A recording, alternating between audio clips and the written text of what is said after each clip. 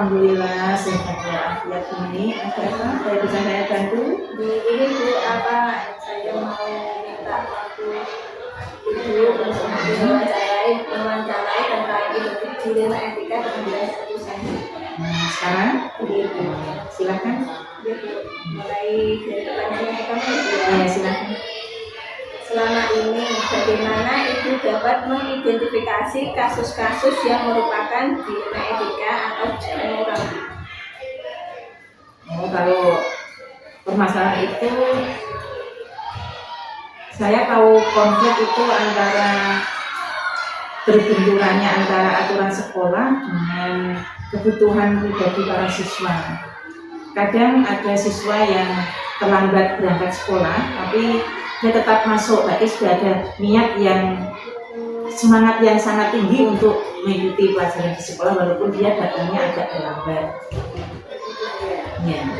Selama ini bagaimana Ibu menjalankan pengambilan keputusan sekolah, terutama untuk kasus-kasus di mana ada dua kepentingan yang sama-sama benar atau sama-sama mengandung nilai kebajikan? Kalau itu begini ya Bu Meni, di sekolah ini saya tidak sendirian, ada guru-guru, ada tenaga pendidikan, ada komite. Nah itu nanti kita ajak berembuk bersama, mendiskusikan masalah itu, kita ambil yang terbaik.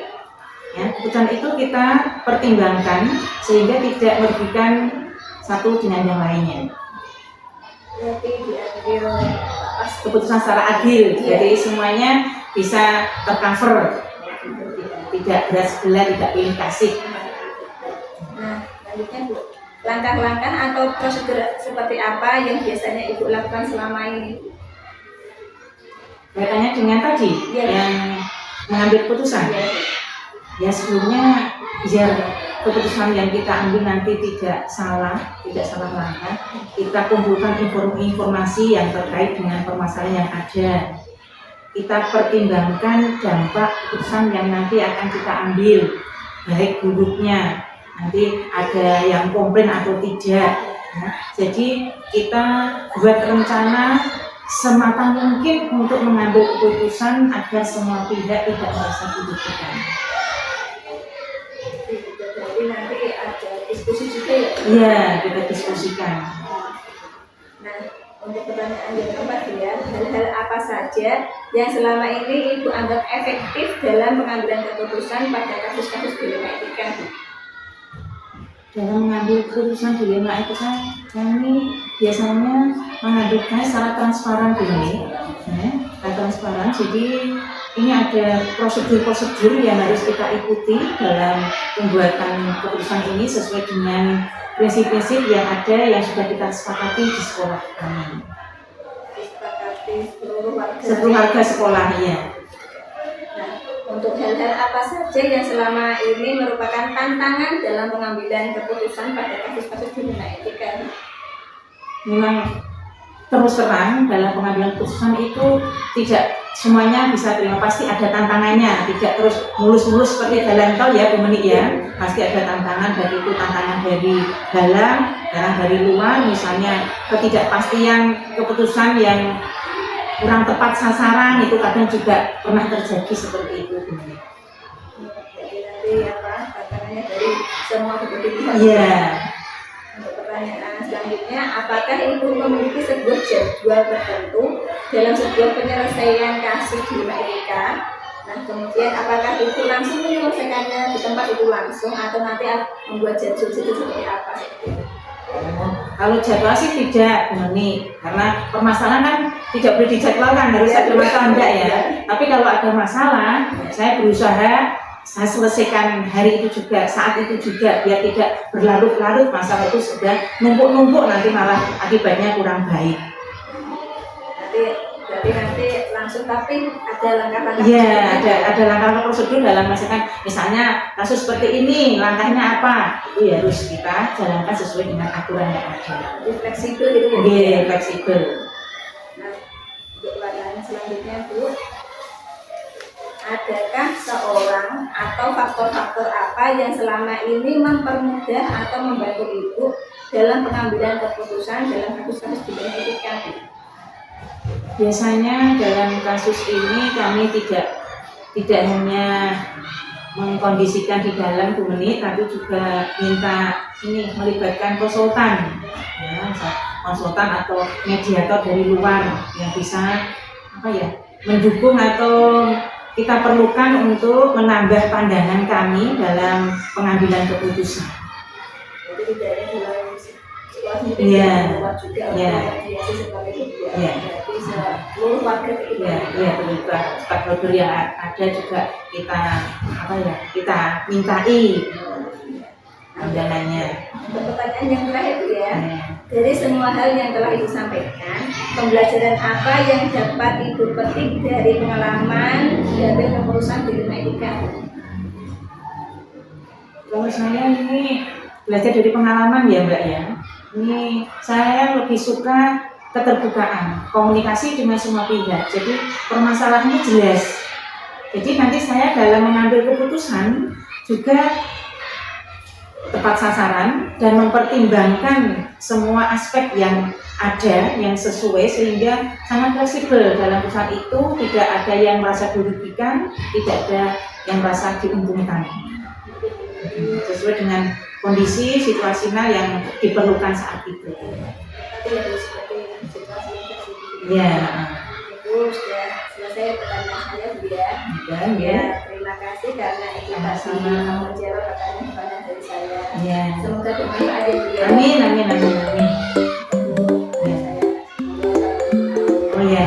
Kita selanjutnya. Terima Ya, kasih. sama-sama. Assalamualaikum Waalaikumsalam warahmatullahi wabarakatuh.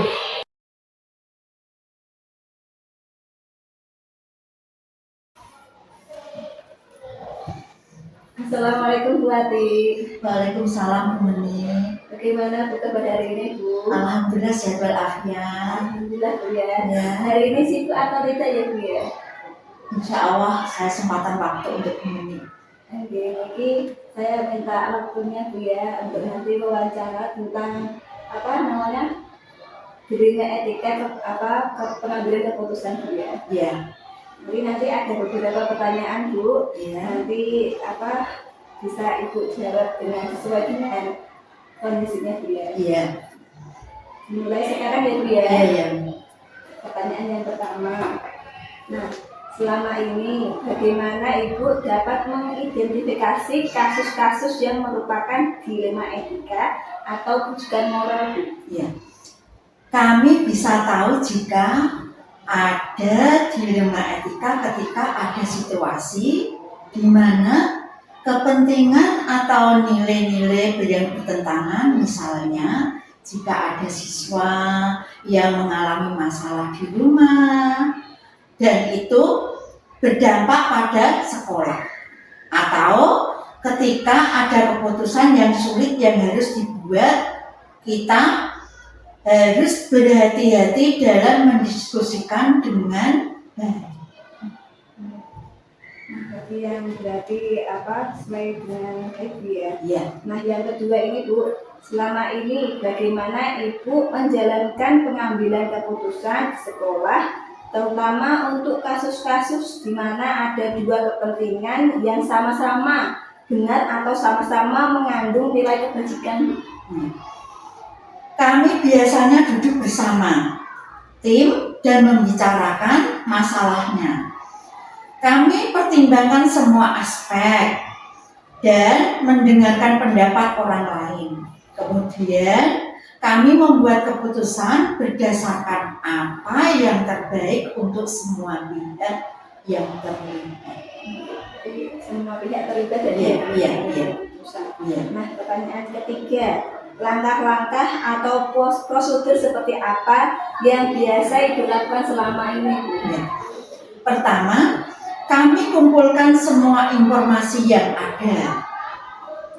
Yang kedua, kami klarifikasi nilai-nilai yang bertentangan yang telah ada.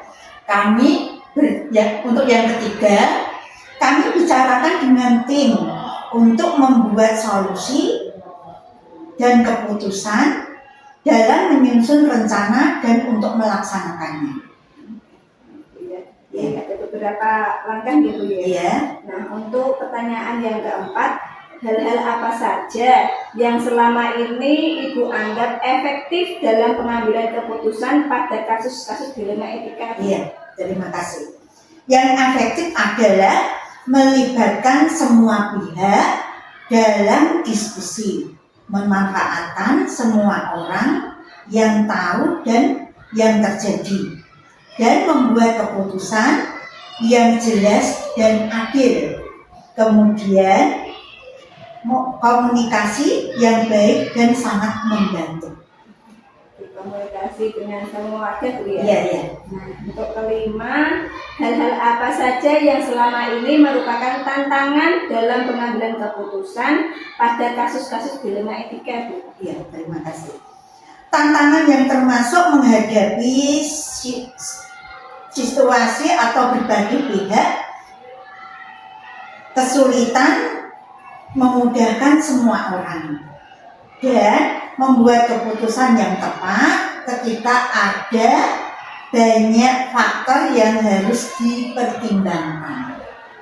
Nanti mempertimbangkan banyak Iya, faktor iya. ya Bu ya.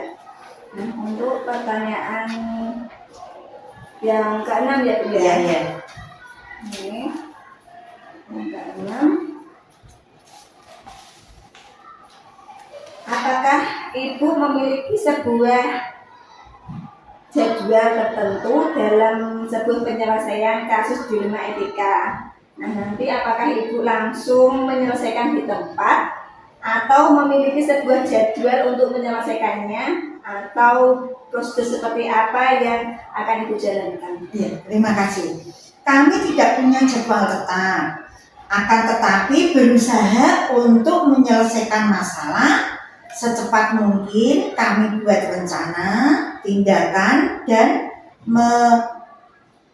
untuk waktu setiap langkah agar semuanya tetap terselesaikan. Berarti apa? Cepat mungkin gitu Iya, ya? iya, dituntaskan, diselesaikan. Oke.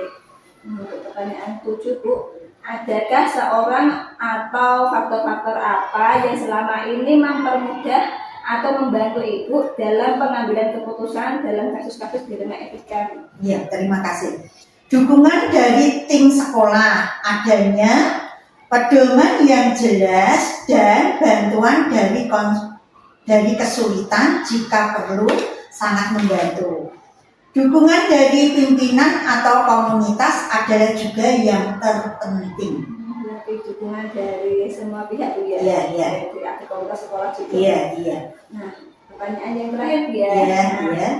dari semua hal yang telah Ibu sampaikan, pembelajaran apa yang dapat Ibu petik dari pengalaman Ibu mengambil keputusan dilema etika Bu? Iya, terima kasih. Saya belajar pentingnya berkomunikasi yang terbuka dan mendengarkan semua pendapat. Kita juga perlu fleksibel dalam siap menyelesaikan suatu permasalahan. Keputusan berdasarkan situasi yang ada dan kemudian diambil tetap adil dan bijaksana dan bermanfaat bagi semua pihak. Jadi keputusannya tadi komunikasikan, tapi Iya. juga fleksibel Iya, ya, iya, iya. sesuai situasi yang ada. Iya. Nah, Ibu tadi terima kasih ya Bu ya, Iya, sudah iya, mau sama-sama. menjawab tadi Iya. apa pertanyaan dari saya Bu ya. Semoga bermanfaat Bu ya. Ya, terima kasih. Assalamualaikum warahmatullahi wabarakatuh. Waalaikumsalam warahmatullahi wabarakatuh.